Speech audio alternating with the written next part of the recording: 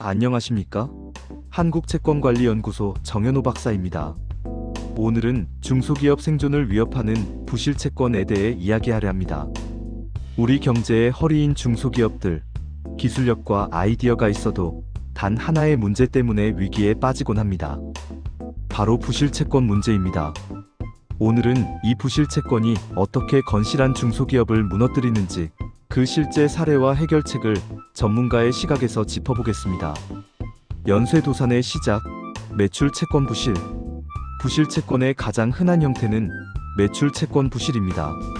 납품은 완료했는데 거래처가 대금을 결제하지 못하고 부도가 나는 경우죠. A 제조기업의 사례를 보시죠.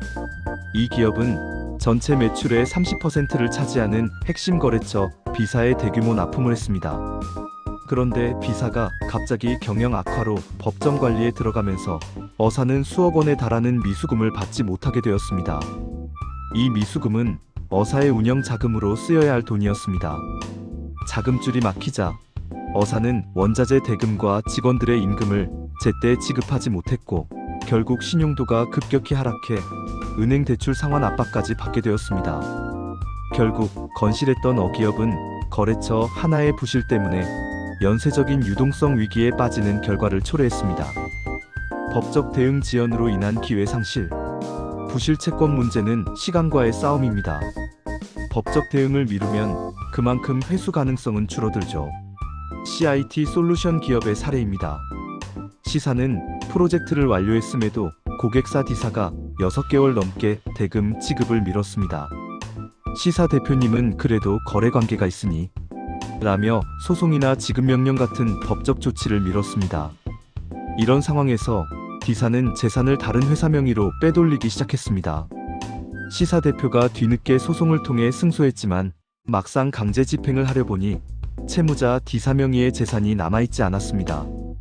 즉, 승소 판결문은 가졌지만 실제로 돈을 받아낼 재산이 없어진 것입니다.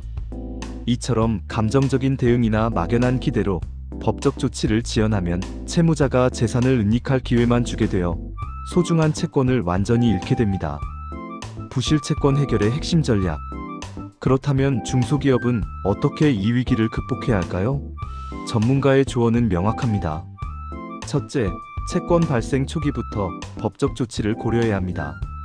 대금 지급일이 지연되면 즉시 내용 증명을 보내고 늦어도 3개월 이내에는 지급명령이나 민사소송을 제기해야 합니다. 둘째, 재산 명시와 재산 조회를 적극 활용해야 합니다. 오늘 주제였던 민사집행법 제74조의 재산 조회는 필수적인 무기입니다. 앞서 말씀드린 C기업 사례처럼 채무자가 재산을 숨기거나 은닉했을 때 법원의 권한으로 은행, 보험사, 공공기관 등의 숨겨진 재산을 찾아내도록 요구하는 것입니다. 이 절차를 통해 채무자가 자진해서 제출하지 않은 예금, 계좌, 부동산, 차량 등의 정보를 확보하여 실질적인 강제 집행을 실행할 수 있습니다.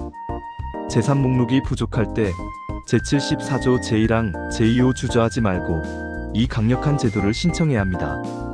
클로징. 부실채권은 중소기업의 이익이 아닌 생존을 위협하는 문제입니다. 채권 관리는 더 이상 뒷일이 아니라 경영의 핵심입니다. 법적 권리를 제대로 알고 재산조회와 같은 강력한 법적 도구를 제때 사용하는 것이 중소기업을 지키는 가장 현명한 방법입니다.